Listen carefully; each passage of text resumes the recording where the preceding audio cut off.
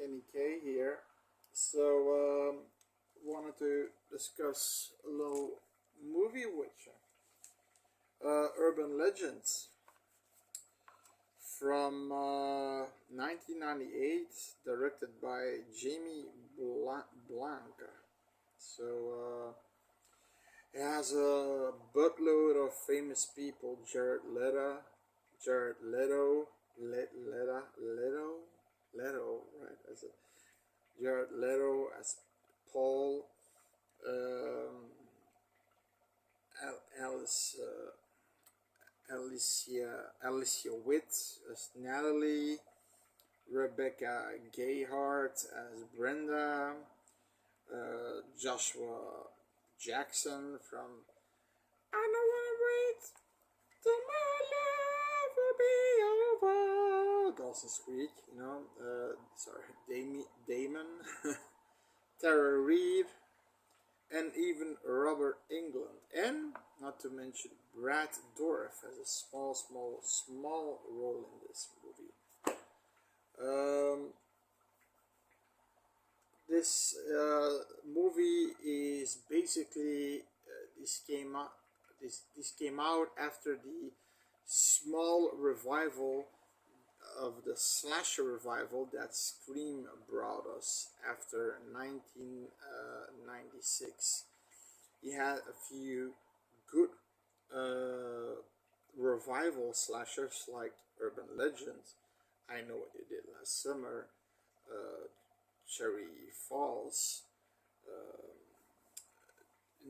this, in my opinion, I didn't see Cherry Falls yet, so I can't say if this one's the best, but I like this one a lot more than the movie I Know What You Did Last Summer, and that's also one I'm gonna review next.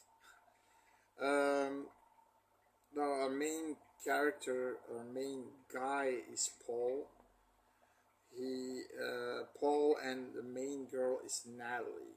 Her friend is Brenda, and they have Damon and Sasha are also friends. Damon, Sasha, Paul, and Natalie, and Brenda. And now the story is about all these urban legends about um, if you go this couple that goes on a date, and this person goes out to take a piss, and eventually he doesn't come back anymore, and you hear something screeching on the roof of your car, and you don't know what it is. You go see, and it's the person. He's hanged above the car, and it's the foot is constantly screeching on the car. Those are urban legends.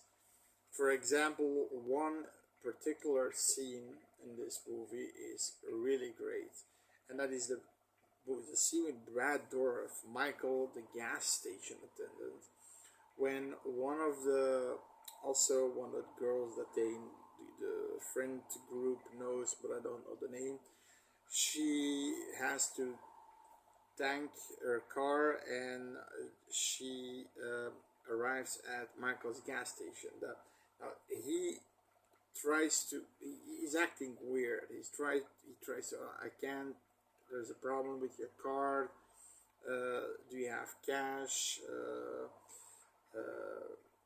or something. He's trying to get her inside his office. So she gets inside his office, but then he at some point locks her up, and then she starts to fight him. She gets away, and he's stuttering. He's no, don't do it. No. There's somebody in the back of your car. Or there's somebody at the back seat of your car. And it was so great.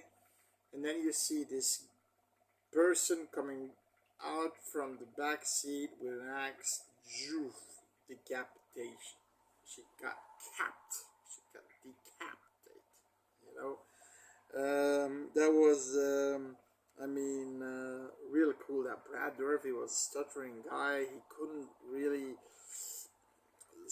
couldn't get to the words until he she drove away, and he tried to yell, "Somebody in the back of your car!"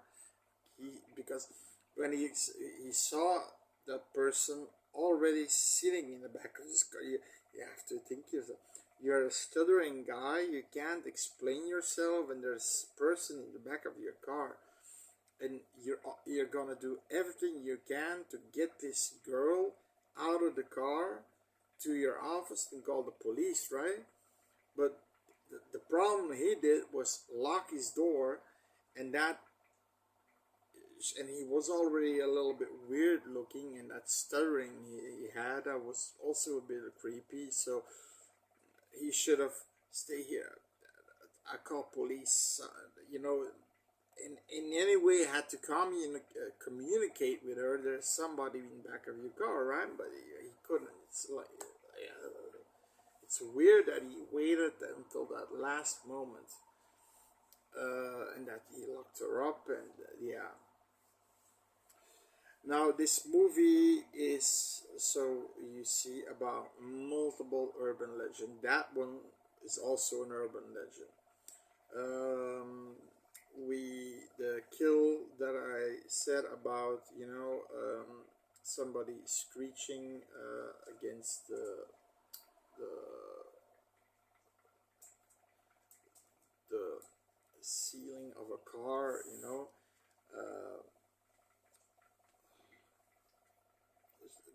sorry, it's my dog. That's also an urban legend. You have in urban legends about a dog in a microwave.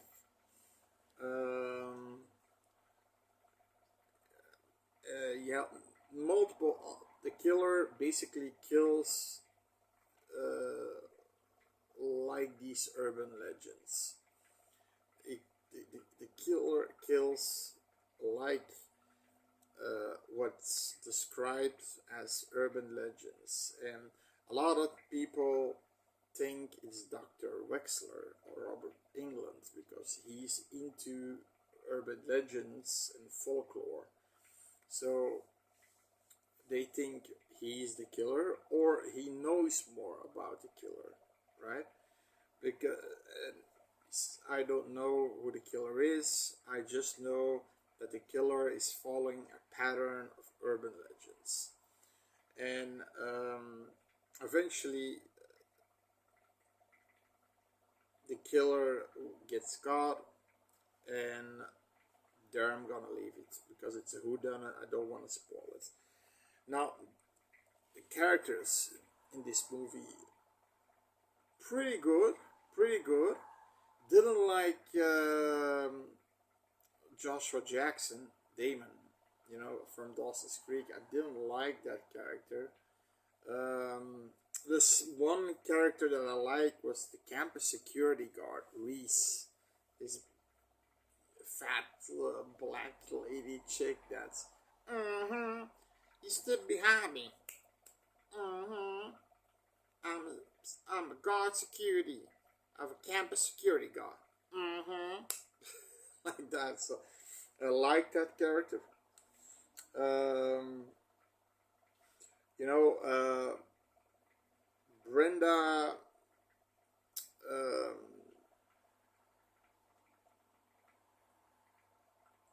she's she can act. She's probably the one for me that acted the best of them all. Paul was okay, Jared Leto. Paul Allen, from American Psycho. And Natalie, Alicia DeWitt, yeah, okay, she was also good. Robert England, also good. He's always good. Tara Reid was also good as,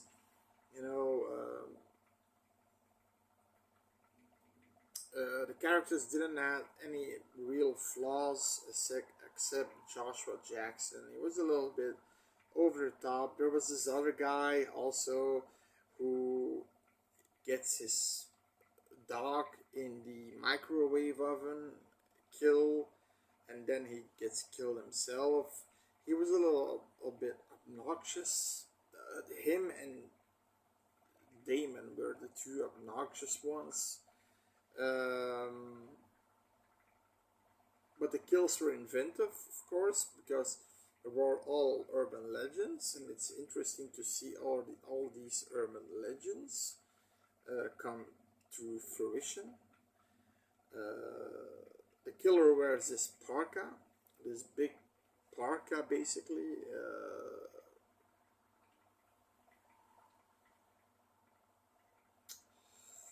Are there negatives? Like I said, Damon and his friend, that guy with whose puppy, whose dog gets fried in the microwave oven.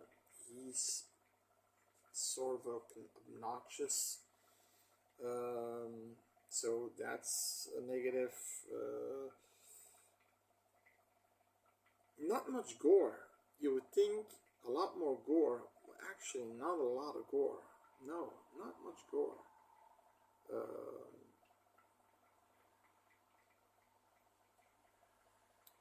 So that's probably it. For the rest, positive actors. Most of the actors were good. Like I said, I liked Brenda. I liked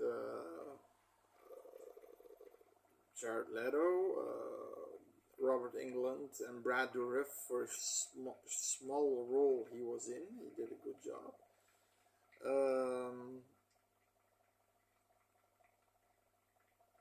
Yeah, there was also at moments real tension, real atmosphere.